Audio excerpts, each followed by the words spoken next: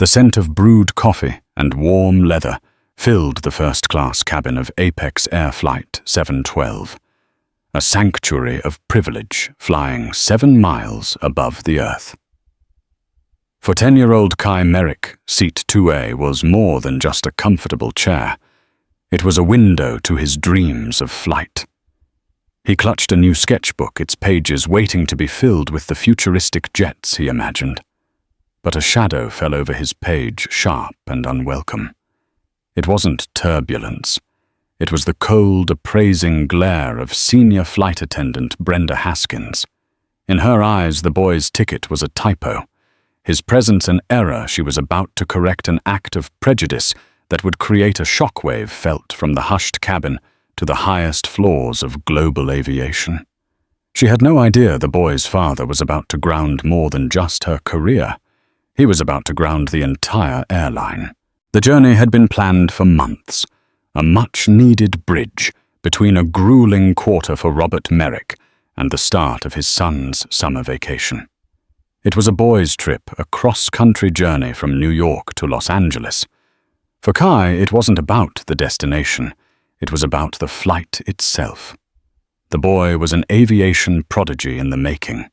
His bedroom wasn't plastered with posters of athletes or movie stars, but with detailed schematics of the Boeing 787 Dreamliner and the Airbus A350. He could tell you the difference in thrust between a General Electric GEnx engine and a Rolls-Royce Trent 1000. For his 10th birthday, Robert hadn't bought him a video game console. He'd bought him a professional-grade flight simulator rig that took up a corner of their study. This trip was special. Robert had cashed in a mountain of loyalty points to secure 2 first-class seats, 2A and 2B, on Apex Air's flagship transcontinental route. He wanted Kai to experience the pinnacle of commercial flight, to see the flight deck, to feel the quiet hum of the engines from the front of the plane. At the John F. Kennedy International Airport flagship lounge, Robert's phone buzzed incessantly. A last-minute crisis with a European avionics supplier required his immediate attention. He looked at Kai, who was happily sketching in his notebook, a glass of orange juice beside him. "Hey, champ," Robert said, ruffling his son's hair. "I have to take this. It's important. Boarding is about to start. Do you think you can head to the gate and get on board by yourself? I'll be right behind you. I promise. Our seats are 2A and 2B. Kai's eyes lit up. Boarding alone felt like a grown-up mission. "Yeah, Dad, I can do it." "Great. Show them your boarding pass, find your seat, and just settle in. I'll be there before you can finish drawing a new wing design." Robert gave him a reassuring squeeze on the shoulder and turned away, his voice dropping into the serious, commanding tone of a CEO as he answered the call. Kai zipped up his backpack, which contained his sketchbook, a set of expensive colored pencils, and a well-worn copy of Jane's All the World's Aircraft. He walked confidently to the gate, presented his boarding pass to the smiling agent, and strode down the jet bridge. The thrill was electric. He stepped into the cabin and was greeted by the serene, muted tones of the first-class section. He found his seat 2A, a spacious pod with its own entertainment screen and a lie-flat bed. He carefully stowed his backpack, took out his sketchbook and settled in, looking out the window at the bustling tarmac. He was so absorbed in the moment that he barely noticed the flight attendant moving through the cabin. Brenda Haskins had been with Apex Air for 22 years. She saw herself not as a service employee, but as the gatekeeper of the first-class experience. She prided herself on her ability to spot a non-rev passenger or a misplaced upgrade from a mile away. In her mind, first class was a delicate ecosystem, and she was its fierce protector. Over the years, her protective instinct had curdled into a bitter, judgmental cynicism. She had become an expert in microaggressions, delivered with a saccharine smile that was impossible to challenge without seeming overly sensitive. When she saw the small black child sitting alone in 2A, her internal alarms blared. He was neatly dressed in a polo shirt and chinos, but to her he looked out of place. He wasn't fidgeting with a tablet or being loud. He was quietly drawing. But her mind had already written a story, a mis-seated passenger from economy, a child who had wandered up from the back, or worse, someone trying to game the system. She glided over her smile, as tight and artificial as the plastic cabin walls. "Hello there, sweetie. Are you a little lost?" Kai looked up, startled. "No, ma'am. This is my seat." 2A. Brenda's smile didn't waver, but her eyes hardened. "Oh, I'm sure you think so. But this is the first-class cabin. Your seat is probably further back. Can I see your boarding pass?" Her tone was condescending, laced with a cloying sweetness that made Kai's skin crawl. He'd been taught to be polite to adults, so he retrieved his boarding pass from his pocket and handed it to her. Brenda glanced at it. The name read Kai Merrick. The seat was clearly 2A. This only deepened her suspicion. An unaccompanied minor in first class with a different last name than the man in 2B, whose pass she had already noted was for a Robert Merrick. Her mind leaped to a conclusion, one steeped in a prejudice she would never admit to. "This is a very expensive seat, honey," she said, handing the pass back. "Are you sure you're supposed to be here? Who are you traveling with?" "My dad," Kai said, his voice shrinking. "He's on the phone. He's coming." Other passengers were beginning to notice the interaction. A man in 3C, a distinguished-looking gentleman with silver hair, lowered his newspaper. Brenda leaned in closer, her voice dropping to a conspiratorial whisper. "Listen, it's okay if there's been a mistake. We can find your real seat for you. Let's not make a fuss. There's no mistake," Kai insisted, his cheeks flushing with a mixture of confusion and embarrassment. He pointed to the empty seat beside him. "My dad is Robert Merrick. He's in 2B. Brenda's face twisted into a mask of disbelief. "That's not possible. I need you to come with me. We'll sort this out at the back of the plane."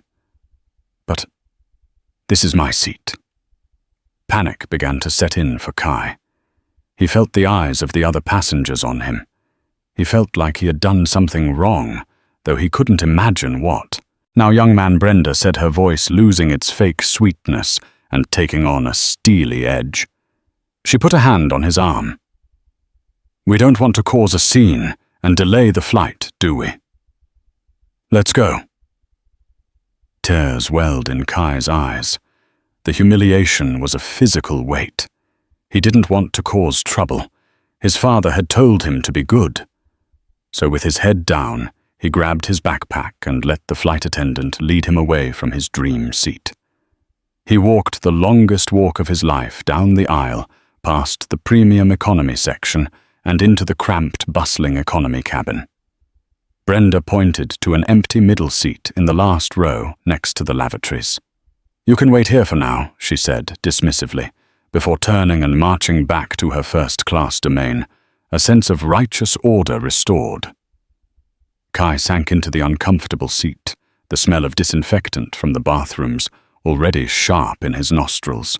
He hugged his backpack to his chest. The proud mission of boarding alone now a complete disaster. He buried his face in his arms, the tears finally coming silent and hot.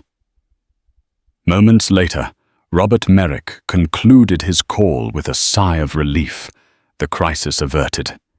He slid his phone into his jacket pocket and walked briskly down the jet bridge. a smile on his face, eager to join his son and begin their adventure.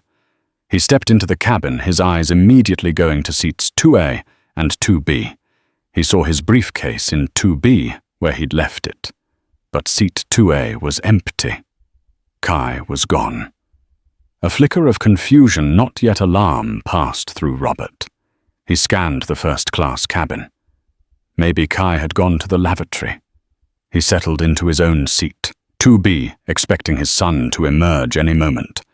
He greeted the man in 3C with a polite nod. The man, whose name was Judge Franklin Miller, a retired federal judge, nodded back, his expression unreadable, but tinged with a look of concern. After a few minutes, there was still no sign of Kai. The cabin door was about to be closed.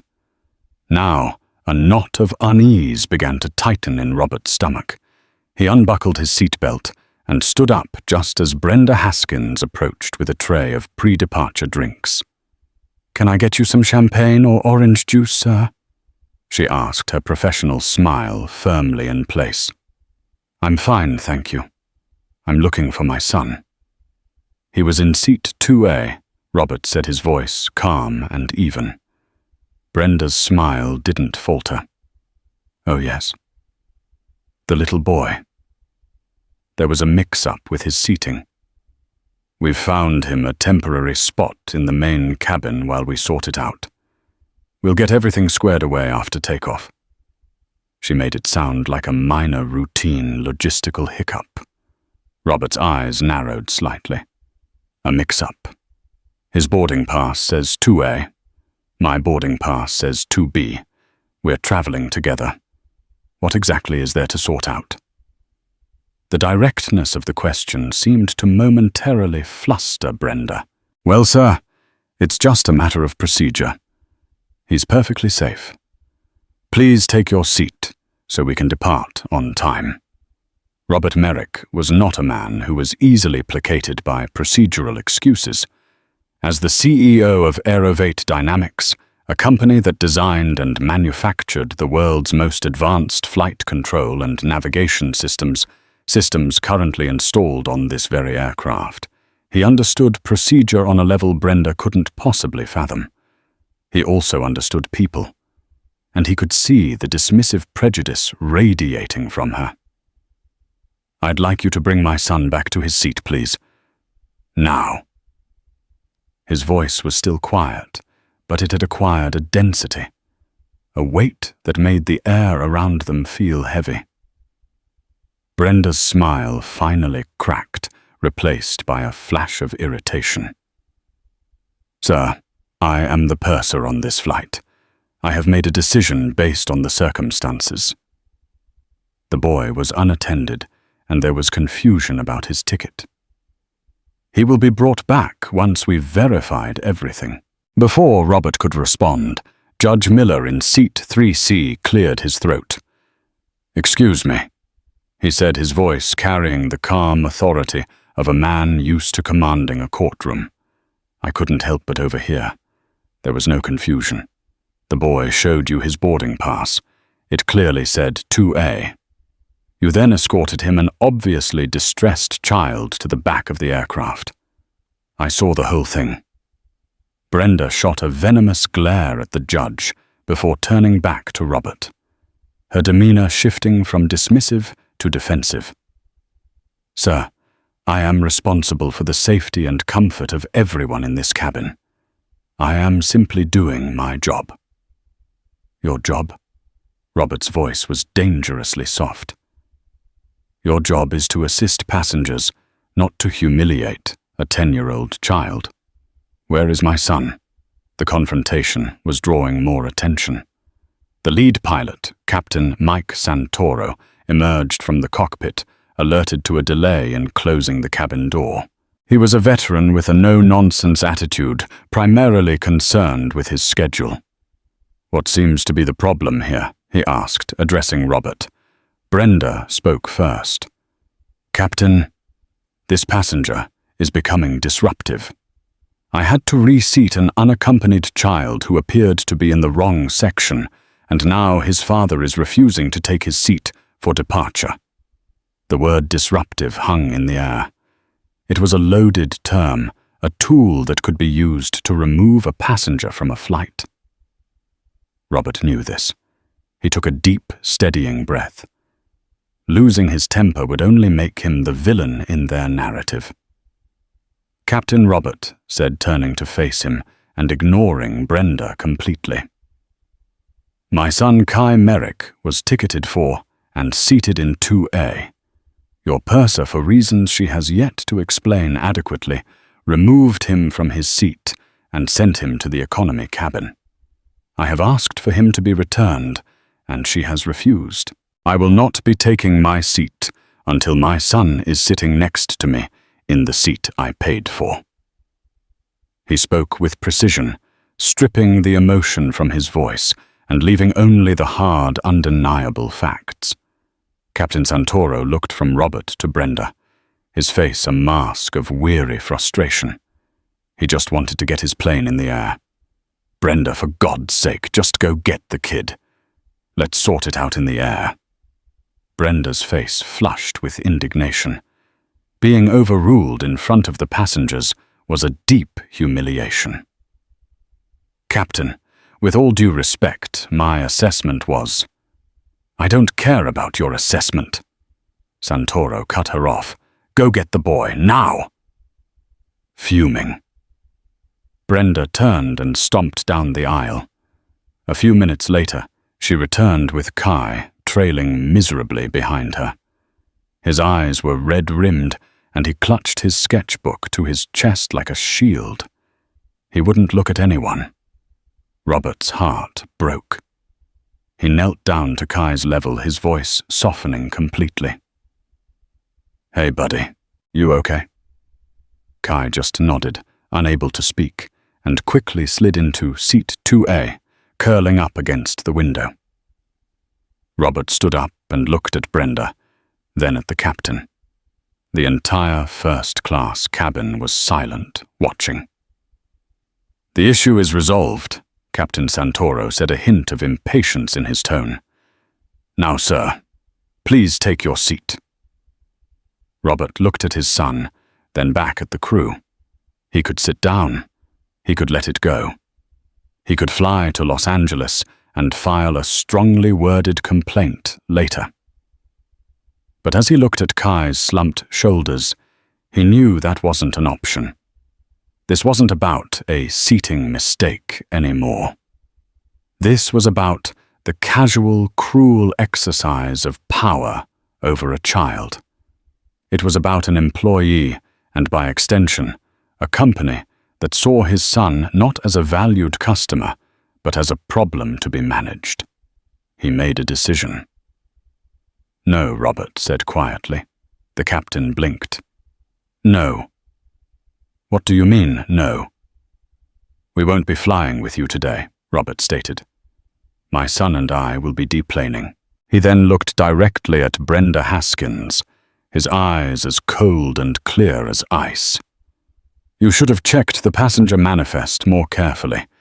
It wasn't a threat, but a statement of fact, a promise of what was to come." He turned to the captain. "Please open the door. We're leaving." Captain Santoro was stunned. Delaying a flight for a confrontation was one thing. A first-class passenger voluntarily deplaning over a service issue was almost unheard of. It meant paperwork. It meant reports. It meant a guaranteed complaint to corporate. But the man was resolute. "Fine," Santoro snapped. "Open the door." Robert gently touched Kai's shoulder. "Come on, champ. We're going to take a different plane." Without a word, a bewildered but relieved Kai grabbed his backpack. Robert collected his briefcase. As they walked towards the open door, Judge Miller from 3C caught Robert's eye. He held up his business card. "Robert Merrick," the judge said, introducing himself as he handed over the card. "Franklin Miller. I'm a witness to what just happened. If you need a statement, don't hesitate to call. What that woman did was an absolute disgrace." "Thank you, Judge Miller." "I appreciate that," Robert said, pocketing the card. He and Kai stepped off the plane, leaving behind a cabin buzzing with whispers and a flight attendant who, in her arrogant ignorance, had just lit a fuse on a bomb she didn't even know existed. Back in the hushed sanctuary of the Apex Air flagship lounge, the atmosphere was thick with a new kind of tension. The lounge agent who had readmitted them had been apologetic but clueless, offering them complimentary snacks and magazines, as if this were a simple misconnection. Kai sat quietly in a large leather armchair, his sketchbook open, but his pencil still. The vibrant energy he'd had before boarding was gone, replaced by a quiet, wounded listlessness. Robert's heart ached for his son, but his mind was already shifting gears. The father was receding, and the CEO was taking over. His anger was no longer a hot emotional flame. It was a cold, blue-white fire, focused and intensely dangerous. He wasn't just going to file a complaint. He was going to recalibrate the entire airline. He sat opposite Kai and pulled out his phone. He didn't dial the 1-800 customer service number. He didn't look up a corporate contact. He scrolled to a private number in his contacts list under the name Jeffrey Langdon. Jeffrey Langdon was the CEO of Apex Air. The two men moved in similar circles of corporate power, having met at various aviation industry conferences and charity galas. They weren't friends, but they were a familiar part of the same exclusive club of executives who shaped global travel and technology. Robert pressed the call button. It rang twice before Langdon answered, his voice a smooth, practiced baritone. "Robert, what a surprise. To what do I owe the pleasure?" Jeffrey Robert began, his voice devoid of any warmth. "I'm calling you from your flagship lounge at JFK. Oh, passing through, are you? I hope my people are taking good care of you." "That's why I'm calling, Robert," said the ice in his tone becoming unmistakable. "I was just on your flight 712 to Los Angeles, in seat 2B. My 10-year-old son, Kai, was in 2A. He then proceeded to recount the events of the last hour with chilling, lawyerly precision. He described Brenda Haskins' condescending tone, her refusal to check the boarding pass properly, her baseless accusation, and the public humiliation of his son being marched to the back of the plane. He mentioned Judge Miller by name, noting that he had a credible witness. As he spoke, he could almost hear the corporate smile draining from Langdon's voice. "And so my son and I deplaned," Robert concluded. "We are no longer flying on Apex Air. Not today. Not ever again." There was a moment of silence on the other end of the line. Langdon was processing, calculating. An angry VIP was a problem, but a manageable one. "Robert, I am appalled," Langdon said, his voice dripping with synthetic sincerity.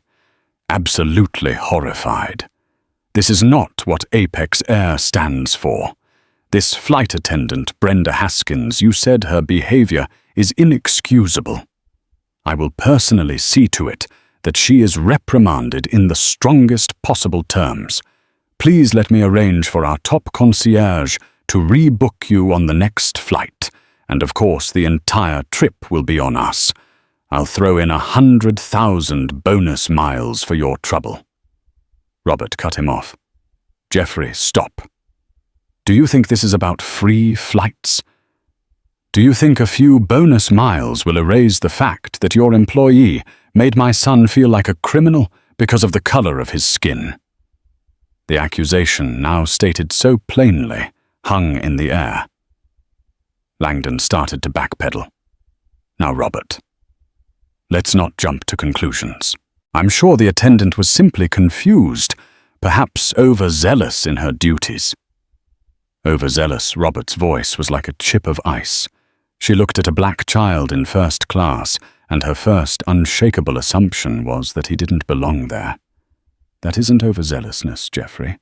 That's a deep-seated bias, a bias you are apparently cultivating in your senior staff. That is an unfair accusation, Langdon blustered. Is it? Robert countered. Let me be very clear about what's going to happen next. This is not a negotiation. These are my terms. First, I want Brenda Haskins terminated. Not suspended, not retrained, not transferred. Fired, effective immediately. Second, I want a full public apology from you as CEO of Apex Air, not just to my son, but to the wider community, for the culture of prejudice this incident has exposed within your airline. Langdon was silent, likely stunned by the audacity. And third, Robert continued delivering the killing blow.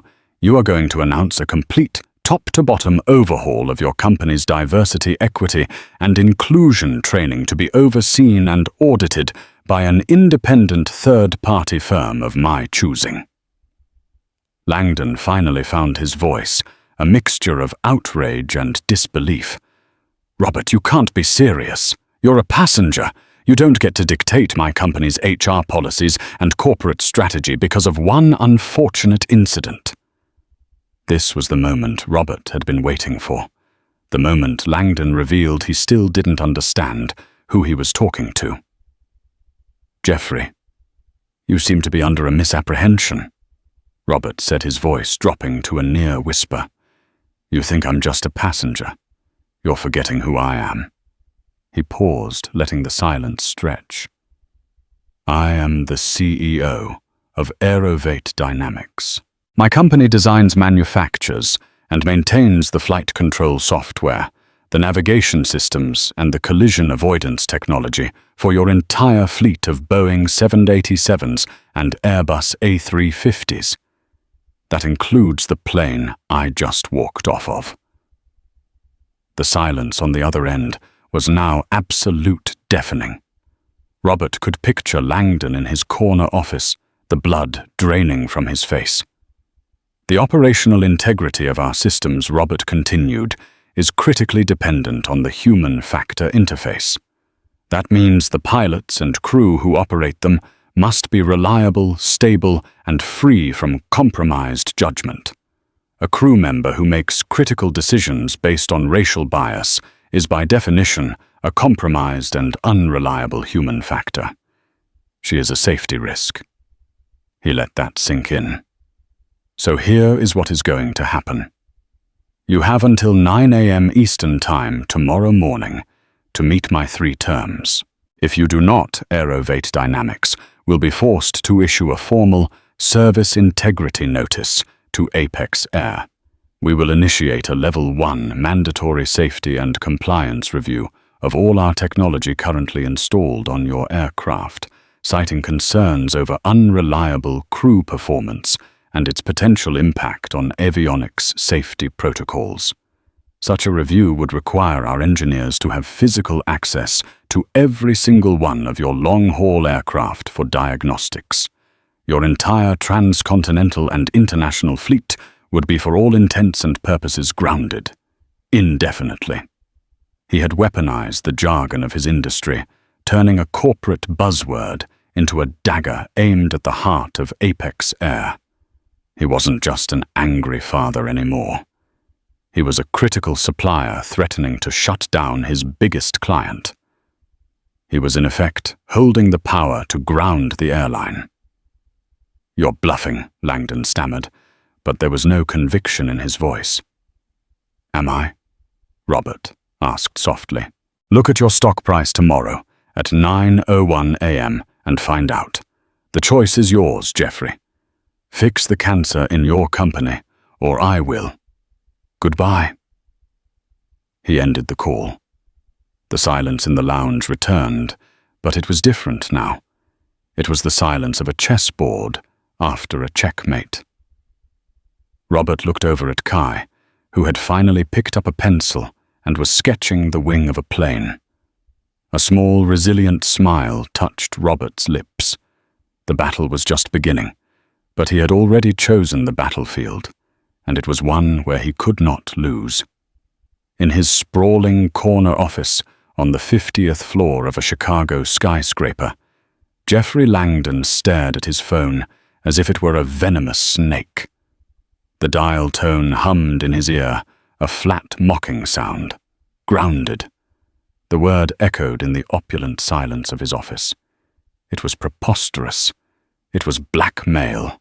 It was terrifyingly credible. His first instinct was pure, unadulterated fury. Who the hell did Robert Merrick think he was? Langdon was the CEO of a legacy airline, a titan of industry. He wouldn't be bullied. He buzzed his executive assistant. "Get me Frank Vogel in legal and Maria Flores in per conference call, now." Within minutes, 2 of his most senior executives were on the line. Langdon, pacing his office with a view of Lake Michigan he wasn't seeing, recounted the conversation with Robert Merrick, his voice dripping with righteous indignation. "And then he threatens to ground my fleet. My entire long-haul operation.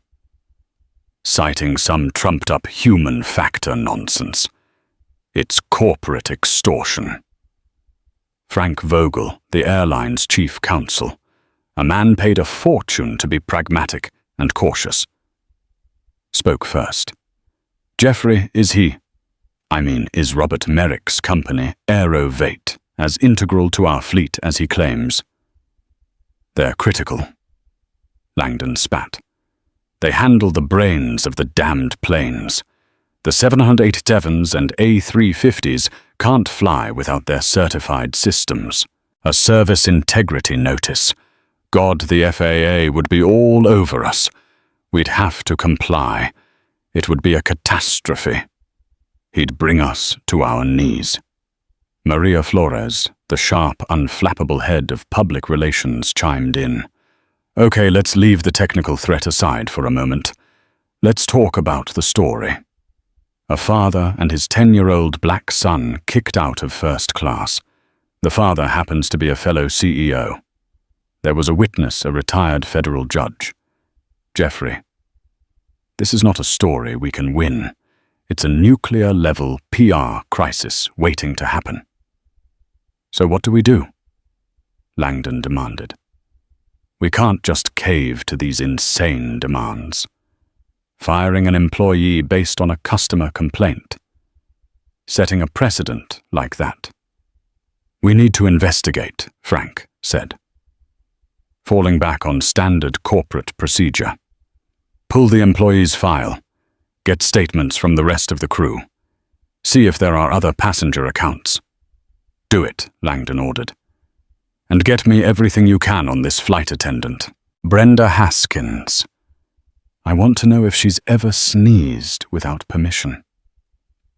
The corporate machinery of Apex Air, vast and ponderous, began to grind into motion.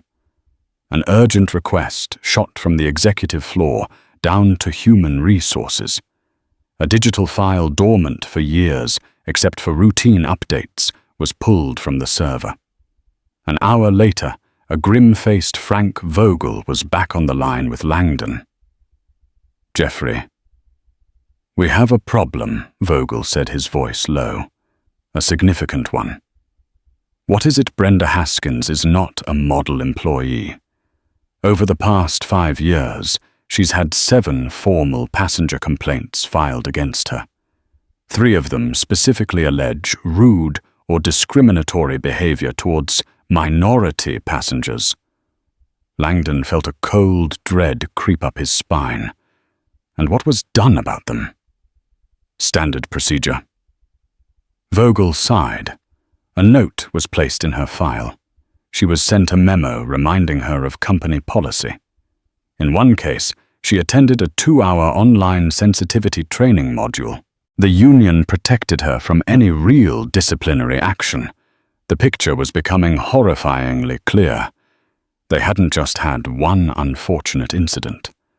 They had a pattern. They had a history of negligence. They had harbored a problem employee, and she had finally detonated on the one passenger on Earth who could hold the entire company hostage. As if on cue, Maria Flores joined the call, her voice tight with urgency. "Jeffrey, it's starting. There's a tweet from a man named Franklin Miller. He's live tweeting his experience on Flight 712. He's described the whole incident. He's not a blue-check celebrity, but his bio reads, 'Retired U.S. federal judge.' It's being retweeted by lawyers, journalists. It's gaining traction. Fast." Langdon felt the walls of his office closing in. The story was out. The witness was credible. Their employee had a record, and a man with the power to cripple his airline was waiting for his call, holding a stopwatch. "What about Merrick?" Langdon asked, his voice now strained. "Is he just sitting there?" "Worse," Maria said. "He's lawyered up. I got a call a few minutes ago from Samantha Reyes at the law firm Wachtell Lipton. She's representing Mr. Merrick. She politely informed me that all future communication should go through her and reiterated her client's terms and the 9 a.m. deadline. This isn't just an angry dad, Jeffrey. This is a coordinated corporate assault." The arrogance and fury Langdon had felt an hour ago had evaporated, replaced by the icy grip of panic. His initial strategy stall, offer compensation and protect the employee, was now utterly unviable. Merrick had outmaneuvered him at every turn. He hadn't just identified a problem, he had exposed a systemic rot within Apex Air, and he had the leverage to force a cure. Langdon sank into his chair, the skyline of Chicago looking suddenly ominous. He had a choice to make. He could fight, stand on principle, defend his employee and his company's procedures. That path led to a PR nightmare, a stock market collapse, and a fleet of very expensive, very stationary airplanes. The media would crucify them.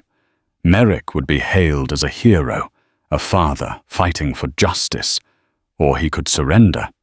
He could swallow his pride fire, a 22-year veteran employee issue, a groveling public apology, and hand over control of his company's training policies to an outsider.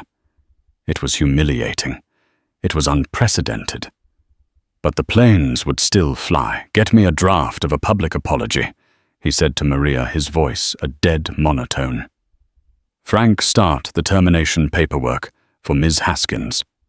And find me the best damn independent DEI consulting firm in the country.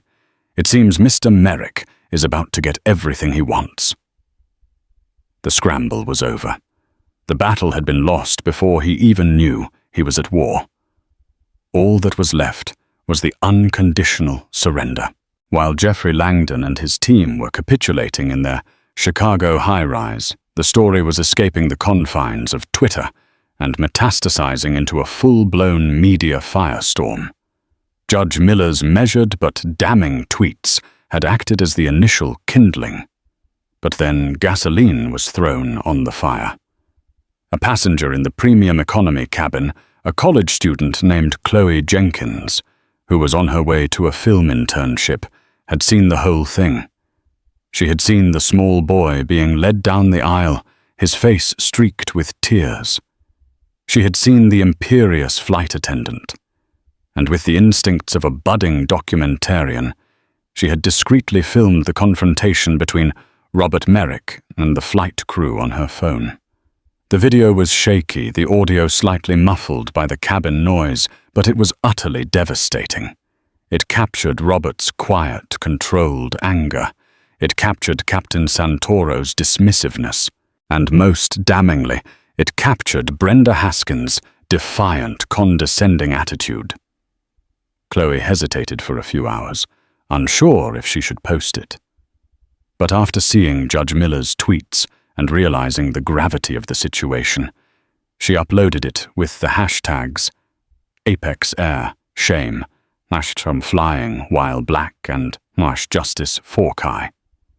The effect was instantaneous and explosive. Within 3 hours, the video had 1 million views. By morning, it was over 50 million. It led every news broadcast. CNN, Fox News, MSNBC. For once, they were all telling the same story. The clip played on a loop a powerful, well-dressed black man, calmly defending his child against a system that refused to see him as anything other than an inconvenience. The court of public opinion delivered its verdict swiftly and brutally. Brenda Haskins became the face of corporate prejudice, a Karen of the skies.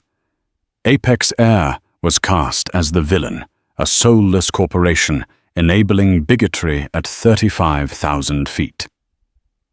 Memes were created. Boycotts were organized.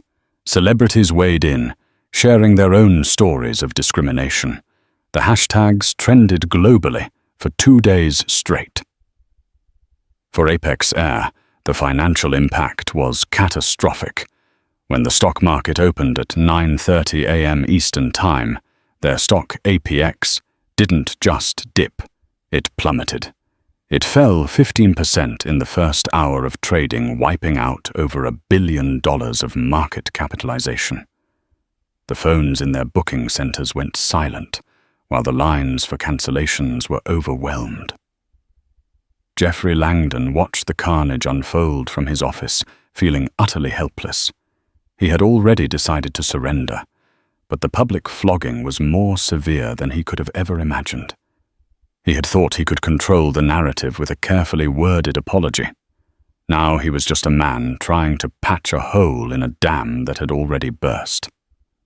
At precisely 9:01 a.m., as promised, the final blow landed. AeroVate Dynamics issued a formal press release. It was a masterpiece of corporate warfare, written by Robert's PR chief Mark Chen and vetted by his lawyer Samantha Reyes. The release didn't mention Flight 712. It didn't mention Kai or Brenda Haskins. It was cold, clinical, and terrifying. AeroVate Dynamics has today issued a service integrity notice to Apex Air.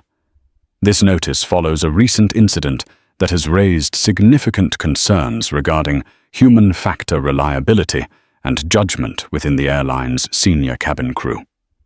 The consistent and safe operation of our advanced avionics systems is paramount and can be compromised by unpredictable crew behavior. Therefore, AeroVate will be immediately launching a comprehensive, fleet-wide safety and compliance review of our technology installed on all Apex Air long-haul aircraft. This review is essential to ensure that our systems are not being operated under conditions that could introduce unacceptable risk. The statement was a kill shot. To the average person, it might have sounded like technical jargon.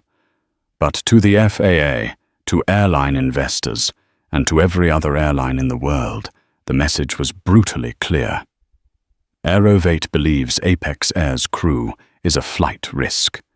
It was the corporate equivalent of a public shaming. The grounding that Robert had threatened was no longer just a private ultimatum. It was now a public declaration of no confidence from their most critical technology partner. Apex Air was not just morally bankrupt in the public eye. They were now potentially unsafe in the eyes of the industry. Langdon's phone rang. It was the chairman of the Apex Air board of directors. His voice was apoplectic. "Jeffrey, what in God's name is this AeroVate press release? Our stock is in freefall. The FAA just called me." "They're launching a formal inquiry. You have to fix this." "Now I'm handling it," Langdon said, his voice hollow. "Handling it. It looks like you've let a disgruntled passenger burn our company to the ground." Langdon knew his own job was now on the line. The crisis had spiraled far beyond a single flight attendant. It was about the survival of the airline's reputation and his own career. He hung up the phone and looked at the apology his team had drafted. It was a weak, meandering mess of corporate speak about valuing all customers and falling short of our ideals. It was useless. He deleted the entire document. He knew what he had to do. He had to face Robert Merrick in person. He had to beg. The terms were no longer up for discussion. His only goal now was to convince Robert to publicly call off his dogs before there was nothing left of Apex Air to save. The grounding was no longer a threat. It was a reality playing out in real time on stock tickers and news channels across the world. Brenda Haskins landed in Los Angeles, feeling vindicated. The deplaning of the Merricks had been an annoyance, a disruption to her carefully managed cabin, but in her mind, she had been in the right. She had followed her instincts. She had protected the sanctity of first class. When she filed her post-flight report, she framed the incident as dealing with a non-compliant and disruptive passenger and his mis-seated child. She slept soundly in her hotel room near LAX, confident the union would back her as they always had. She woke up to a world that was on fire with her at the center of the inferno. Her phone had exploded with notifications. A text from her station manager simply said, "Call me urgently." A link from a fellow flight attendant sent her to Chloe Jenkins's viral video. She watched it, her blood running cold. The shaky footage, the distorted sound, it didn't matter. The video cast her as a villain. It stripped away all context, all her years of service, all her justifications, and left only the raw, ugly image of a white woman in a position of authority condescending to a black father and making his child cry. She saw the comments, tens of thousands of them. "Racist hag. Fire her immediately. I hope she never works again." Her address, gleaned from a data broker site, had been posted in a sub-thread. People were calling for her to be doxxed, fired and shamed for the rest of her life. Panic set in.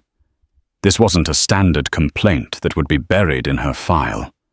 This was a public execution. She called her union representative a jaded, world-weary man named Bill. "Brenda, you've really stepped in it this time," he said, his voice heavy. "They're twisting it, Bill." She insisted, her voice shrill with desperation. The boy was unattended. "I thought there was a mistake. And the father, he was aggressive. The video shows him being calmer than a Buddhist monk." "Brenda, and the unattended boy is the son of Robert Merrick, who the CEO of AeroVate Dynamics, the company that makes half the damn parts on our planes. You didn't just annoy a passenger, Brenda. You picked a fight with the man who supplies the engines." Bill's analogy was technically incorrect, but emotionally spot on. The official call from Apex Air HR came an hour later. She was suspended without pay, effective immediately pending a full investigation. She was instructed not to speak to the media. But Brenda, fueled by a potent cocktail of fear and self-righteousness, couldn't stay silent. She felt she was the victim. She believed her side of the story needed to be heard. Against the advice of her union rep, she agreed to an interview with a controversial cable news host known for championing the cancelled. It was a complete and utter disaster. On national television, she tried to portray herself as a diligent employee, just trying to do her job. "In my 22 years of service," she began, her voice quivering with practiced sincerity, "my only priority has been the safety and comfort of my passengers.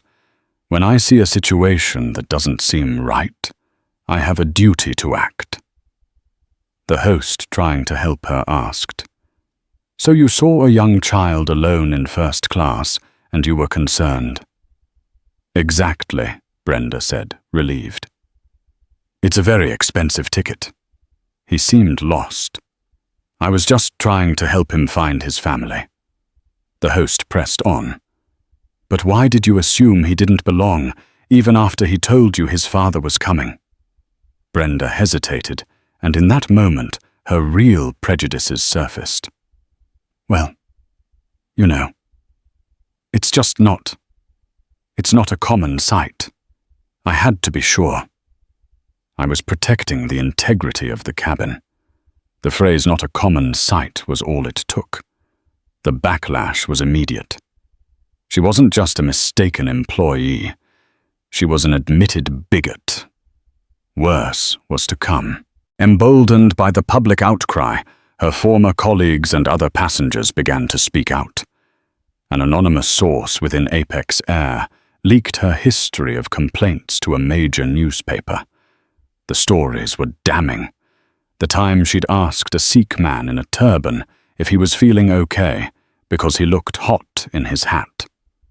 The time she'd told a Latino family their children were being too loud and ethnic. The time she accused a black woman in a designer tracksuit of stealing from the duty-free cart. The pattern was undeniable. Brenda Haskins wasn't a victim of cancel culture. She was a serial offender who had finally run out of chances. The final crushing blow came from the company to which she had dedicated half her life. 2 days after the interview, she received a termination letter via courier. It was cold, formal, and cited gross misconduct and behavior that has caused irreparable damage to the company's brand and reputation. Her career was over. She tried to fight it, but the union, facing immense pressure and seeing an unwinnable case, quietly distanced themselves. Her friends stopped returning her calls. Recognized in the grocery store, she was met with hostile glares and muttered insults. She had become a pariah. The hard karma had hit. Brenda Haskins hadn't just lost her job. She had lost her identity. The uniform she wore with such pride was gone. The authority she wielded in the cabin had vanished. All that was left was the viral video, a permanent digital stain, and the crushing realization that the one time she had chosen to enforce her own prejudiced view of the world, it had cost her everything. She was grounded permanently. Jeffrey Langdon's flight to New York was the most stressful journey of his life. He flew on a rival airline, unable to bear the thought of facing his own demoralized crew.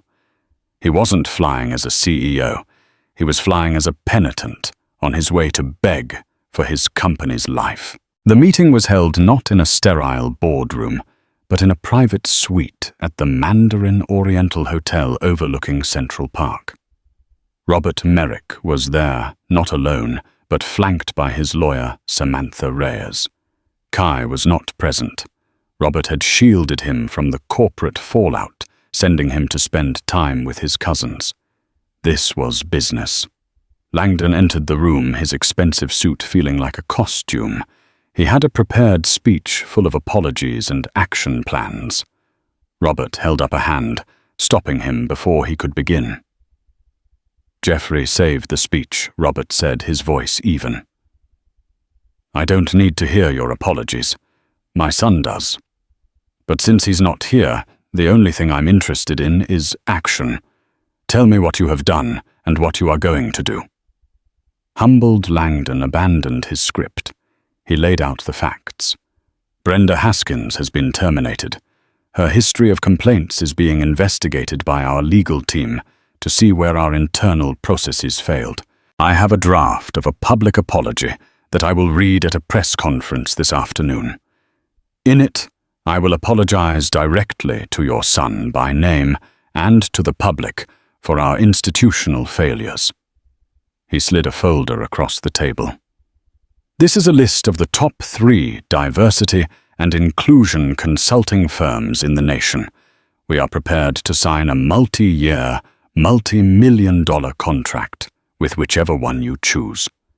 They will have full authority to audit our hiring, training, and promotion practices and implement a new curriculum for every single employee, starting with me. Robert listened, his face betraying no emotion. Samantha Reyes reviewed the documents, nodding occasionally. "It's a start," Robert said, when Langdon finished. "But it's not enough. People will see this as a reactive, temporary fix, a PR stunt to save your stock price. I'm not interested in a temporary fix." Langdon's heart sank. "What more can we do?" "You are going to become the industry leader in this," Robert stated. "You're not just going to fix your problem. You're going to set a new standard." AeroVate Dynamics is establishing a new division, the Human Factors Assurance Program. We will work with your chosen DEI firm to develop a new generation of training using data analytics and simulation technology, my technology to identify and mitigate implicit bias in flight crews. We will use the events of Flight 712 as our core case study. And Apex Air will be our founding partner. You will pilot this program, and you will pay for it. You will publicly champion it. You will turn your greatest shame into your greatest strength. It was a brilliant move. It wasn't just punishment. It was a constructive, long-term solution that also happened to tie Apex Air's future to Robert's company. It gave Robert oversight and turned his personal victory into a systemic, industry-wide change. Langdon looked at the man across from him. He wasn't just a CEO. He was a visionary, a strategist of the highest order. He had taken a moment of deep personal pain and leveraged it to reshape an entire industry. Yes, Langdon said the single word, a complete capitulation and the beginning of a new chapter. We will. That afternoon, Jeffrey Langdon stood before a wall of cameras and delivered the most humble, sincere speech of his life. He announced the termination, the new partnership, and the airline's commitment to change. Following the press conference, AeroVate Dynamics issued a second statement announcing their partnership with Apex Air on the new Human Factors Assurance Program and formally retracting the service integrity notice. The market responded. By the end of the week, Apex Air's stock had stabilized and begun a slow climb back. The bleeding had stopped. A week later, Robert Merrick and his son Kai stood on the tarmac of a private airfield. In front of them was a sleek Gulfstream G650, chartered for their rescheduled trip to Los Angeles. "Ready to fly?" Champ Robert asked, placing a hand on his son's shoulder. Kai nodded, his eyes bright again. In his hands he held his sketchbook. He opened it to a new page where he had drawn a detailed, complex diagram. It wasn't a plane. It was a flow chart. At the top it said, "How to make airlines better." It showed boxes for better training, fair rules, and listen to kids. Robert smiled, his heart swelling with a pride that had nothing to do with stock prices or corporate victories. His son hadn't been broken by the incident. He had been inspired. He was already trying to solve the problem. As they boarded the private jet, leaving the noise and the anger of the past week behind them, Robert knew the fight had been worth it. He hadn't just grounded an airline for a day. He had set it on a new course, and flying beside him, gazing out the window at the endless blue sky, was the future engineer who would one day design the planes that would fly on that better, more equitable course. The journey was finally truly beginning. This wasn't just a story about a viral video or a corporate takedown. It was a testament to a father's love and the quiet, unshakable power of dignity in the face of bigotry. Robert Merrick didn't need to raise his voice. He raised the stakes. He demonstrated that true strength isn't about humiliating those who wrong you, but about holding them accountable and forcing systemic change that benefits everyone. Brenda Haskins and Apex Air learned a hard lesson. A single act of prejudice in today's world can carry a cost far greater than a stock drop. It can cost you your reputation, your career, and your moral compass. Robert turned a moment of personal injustice into a catalyst for an entire industry's evolution. "What do you think?" was Robert's response, the perfect blend of fatherly protection and corporate power, or did he go too far? Let us know your thoughts in the comments below. And if you found this story of karma and accountability compelling, please hit that like button, share it with your friends, and make sure to subscribe for more powerful stories where justice is served.